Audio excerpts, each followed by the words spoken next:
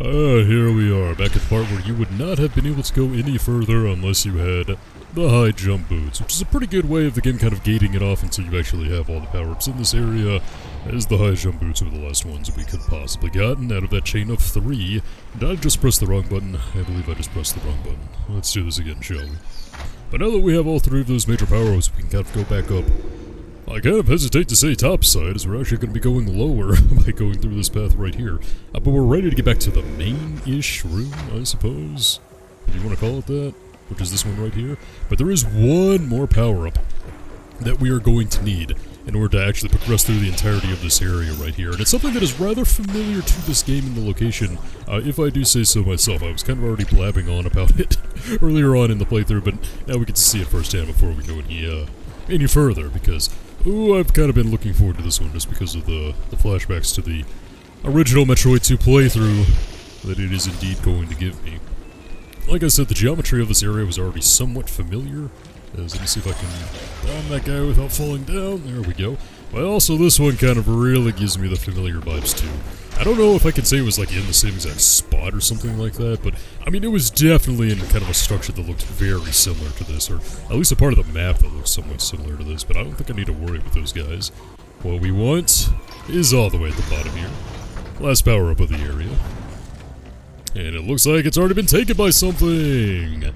I kind of forget what this thing is exactly, but this is the one non-Metroid mini-boss, or just main boss, that was actually in the original Metroid 2. So here it is, the Spring Ball Guardian, I guess I could call it, something like that. I also mentioned that this was the first major boss that you fought in Metroid Fusion as well, as the X was mimicking this very life form, so shouldn't be too difficult, especially with all the upgrades that I have, thanks to actually going and getting the Various suit first. Of course, you could have fought this guy way before you even got, like, the Various suit and the wave beam and the high jump and all that, but as you can see, having all these things together is definitely going to make this guy more manageable. And he's not going to be all that tough regardless. Well, if I take fireballs to the face, it might be kind of tough. That's a decent amount of damage here, and you can't hurt him whenever he's in his little shell here, at least from what I know. Come on out! Spring Ball Guardian. Here's the fire again, and yeah, easy enough. I'm glad they brought that guy back. A very kind of, abnormal thing that was in the original, for sure. I would have thought that the lone non-Metroid boss in the original would have been something like that. Guarding the Spring Ball of all things, what has kind of largely been an optional power. Well, I say optional. I shouldn't say that. It was optional in, Super Metroid, of course. And I love how the game immediately puts you in situations to where you have to use the Spring Ball, because if you try to use bombs, well, the little fans will prevent the bombs from actually being effective. But, I guess in Super it was completely optional.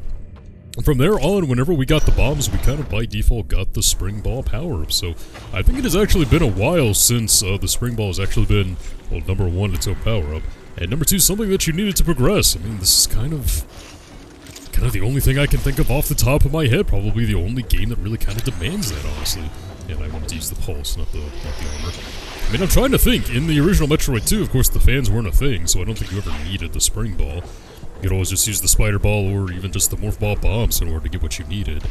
In every other game after that, it was either optional or just built into the bombs, so I guess maybe this is a first for Samus Returns, actually, but that is the last power-up in this area. Now that we have that, we just need to get all the Metroids and move on with my life, because we have been here for a while.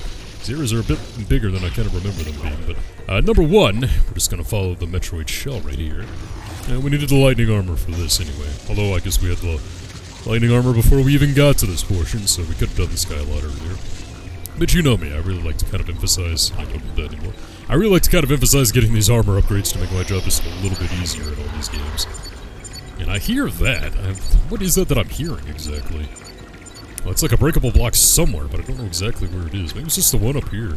Yeah, I think this was in kind of the scan radius, so it might just be this one. Or it might be an expansion that I'm just forgetting.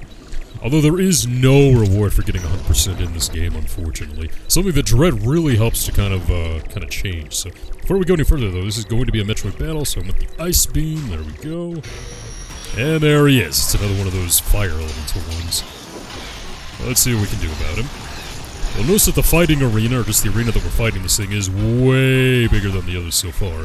And one of the annoying things about this game, I get why they did it, I don't really like it that much though, is that they made it to where Metroids can kind of run away from you once in a while. It's not so bad with the alphas because they're not super duper mobile and annoying that way.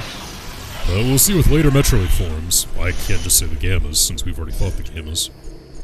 Some of the Gammas like to run and hide and really waste your frickin' time sometimes. It's just... it's overall not very fun. And we can't go any further with that because of that door right there. And I forget what we actually need to open. Oh, that's Plasma Beam, of course. I'm thinking of kind of those more hardy yellow doors, I suppose. So, alright. I think the safe play is going to be the Spider Ball right here. Don't know why they made this so difficult, though. The anti-Spider Ball tracks and then the spikes right there. Why do that? Why make that so difficult? Wanted me to think outside the box for that one? Well, congratulations. I guess I had to. Or they still just want us to use the Spider Ball in creative ways. I don't know. Let's go ahead and get that wave beam back. I realize I could freeze and then just use a missile, but number one, you know me, I like to conserve my missile ammo. And number two, I think just the actual damage that the wave beam deals at this point in time, it does kind of make it a bit faster to just use it instead of having to freeze everything and then use a missile on it. So, yeah, I think we're good going this way. Not gonna worry about you guys, although we can go in here now. Ow, ow, ow, ow, ow. Stay away from the lava. Still gonna take damage from that. And I think... oh, just a missile recharge. Well, I guess I'm somewhat low on missiles. What's our max, by the way? 72. Man, we have just gotten started right here. Have we just gotten started? I mean, we're already a good ways in, so... okay, can I just bunny hop across here? No, I have to take the hit. The old Super Metroid problem, where sometimes you'd rather not have the high jump actually equipped. We saw that a couple of times in Super Metroid last year. When I played it last year. Oh, and this is a good example of those backgrounds I was talking about in the last episode. You see that creature back there? He's not like a boss or anything. He's just a native of SR388. He's just kind of chilling in the background. Just the added attention right there really makes the world come to life. And I don't think there's anything I need in here, actually. We need 4 more Metroids, and I believe they're all going to be below us, so... I'm gonna deal with that, actually, so let's do it. There's a power-up right there. Yeah, but that's baby Metroid food, so we'll be back later, question mark? Don't think I'm going to be going for 100% on this playthrough again, because just like the other traditional 2D Metroids, there's really no reward for it whatsoever. I kind of did it with Super just because of the reverence I had for that game, and I'd been kind of building my own anticipation for playing that for the channel, so I kind of decided to do that just on a whim, and I barely made the best ending for that, but yeah, I'm going to need the grapple beam for that one. I'll be back later, I suppose. Yeah, we need the grapple beam for that, and then one more really annoying thing that this game does is that you have to use the power bombs in a certain way, kind of in a scenario that's somewhat comparable to that. It's just, the game doesn't really hint at it or explain that to you, and it's like kind of a brand new thing for the series, and it's just kind of, why'd you do that? But, coming up is where we actually needed the spring ball. I remember playing this for the first time and being kind of confused, and then when I did a bit more searching around, I found the spring ball. I was like, oh yeah, of course. Guys, you need the spring ball to break open those blocks right there. Can't do it with the normal power bombs. Regular morph ball bombs. Boy, death taxes and me just getting the morph ball bombs and the power bombs and all that just mixed up like freaking crazy. Always rely on that. And I need that ice beam again. Come on, touch screen, work for me. There we go. I'm having to reach down and actually like do that on my laptop in order to change beams, which is kind of inconvenient. Makes me wish that, again, like all the beams were actually kind of stacked, but it's just a vanilla alpha. I don't think it's going to be that big of an issue here. Yeah. Absolutely no problem.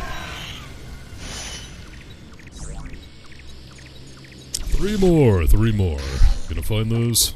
Don't think there's gonna be anything else left in here.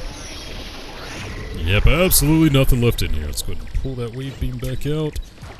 Yeah, maybe that's not the most economical thing to actually do. Maybe I should just pick one and stick to it. Oh, we're making pretty good time right here, you know? It's not like speedrun quality or anything like that, but I like to think I'm not completely hopeless. There hasn't been a scenario where it's like, oh, I am lost, what am I doing just yet, so...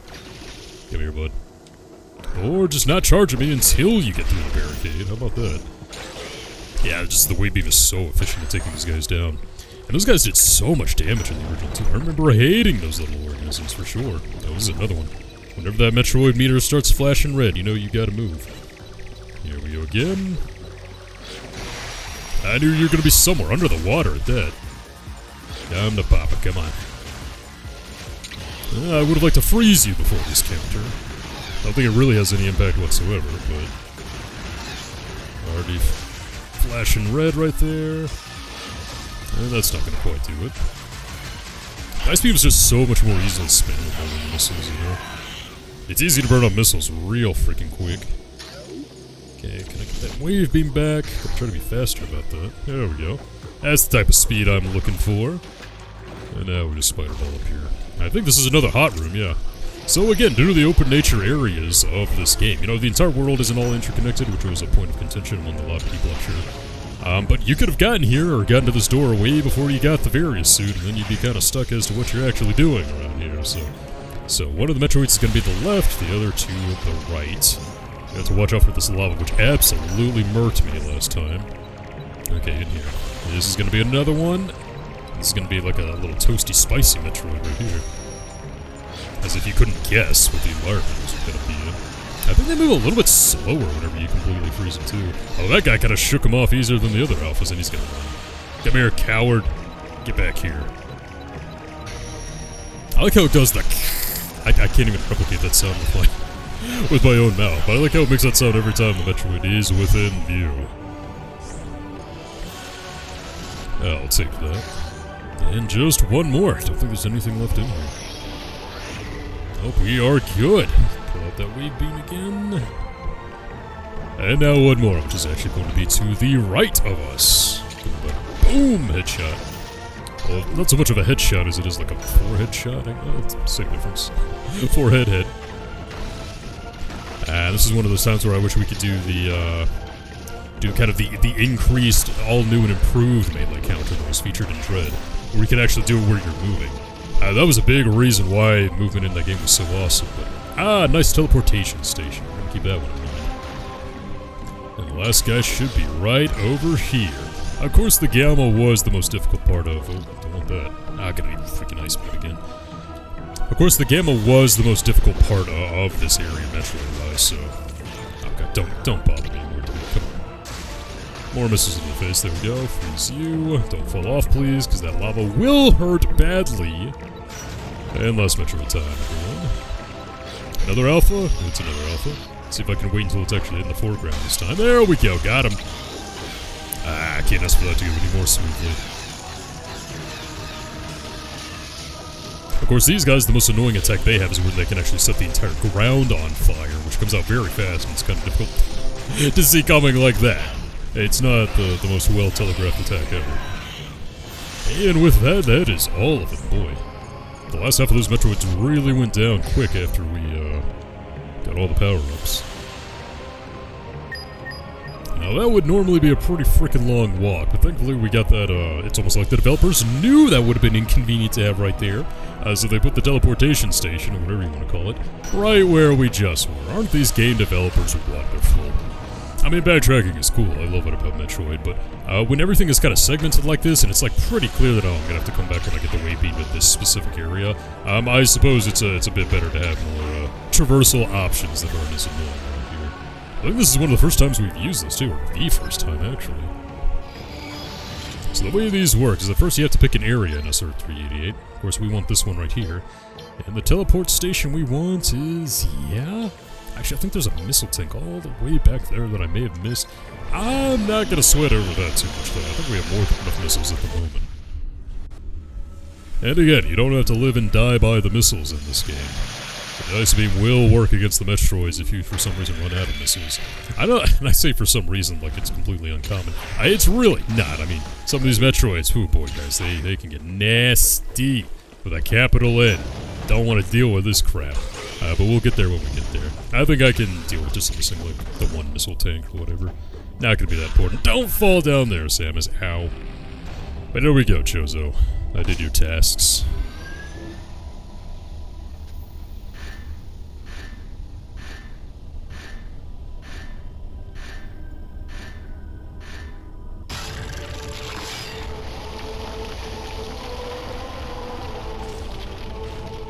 And here we go, deeper and deeper in SR388. That was one of the best parts about the original Metroid 2 to me, that even though it was on a Game Boy, and even from that perspective, you really did kind of get the feeling that you were going deeper and deeper into this very hostile planet, right? And I feel like Samus Returns really kind of tenfold keeps that. Not only with the map that you can see, because the original didn't have a map, you can clearly... Oh, God, I don't want to deal with this crap. Oh, no. But not only can you just see, like, with a map physically that you're going kind of lower and lower and lower and things like that. I'm gonna have to go up here. But also, you can kind of tell it's much easier to tell from a gameplay perspective too that you're going kind of deeper and deeper because you physically see the lava kind of fall down and things like that. And it's just a whole lot better kind of conveying where you're going and how you're going about doing it and things like that. And that's gonna make 75 missiles, isn't it? 75. Whew. Yeah, that's what I said when I say I'm not gonna really sweat the missile count all that much at this stage in the game. Take you out, and I think for that upgrade right there, I saw some baby Metroid food, so it's a no-go. And that's gonna be a grapple beam, so that's a no-go as well, unfortunately. I don't know, it is kind of annoying. Well, the first time I played this, I didn't know that the baby Metroid food was actually there, right? Okay, how do we... I didn't know that was actual baby Metroid food, so I was kind of thinking, like, the entire time, how am I actually gonna, like, go about getting that obstacle out of the way and things like that? And, you know, finding out that it was just the baby Metroid doing it was kind of cool, but, I mean, now kind of playing it in retrospective is kind of annoying, knowing that I functionally have to beat the game in order to get through that. And then seeing obviously telegraphed paths that you need for, like, that. Like, obviously you need the grapple beam for that. That's just kind of like, I don't like it that much. It's kind of annoying, you know. May as well just have different colored doors at that point. I guess what I'm saying is I wish it was less obviously telegraphed. You know, you come back to an older area and then you realize what you can do with your increased power. You don't just see that and say, oh, grapple beam, I guess. You know, business as usual, things like that. But here we are, brand new area again. Oh, and brand new deadly Chozo tech.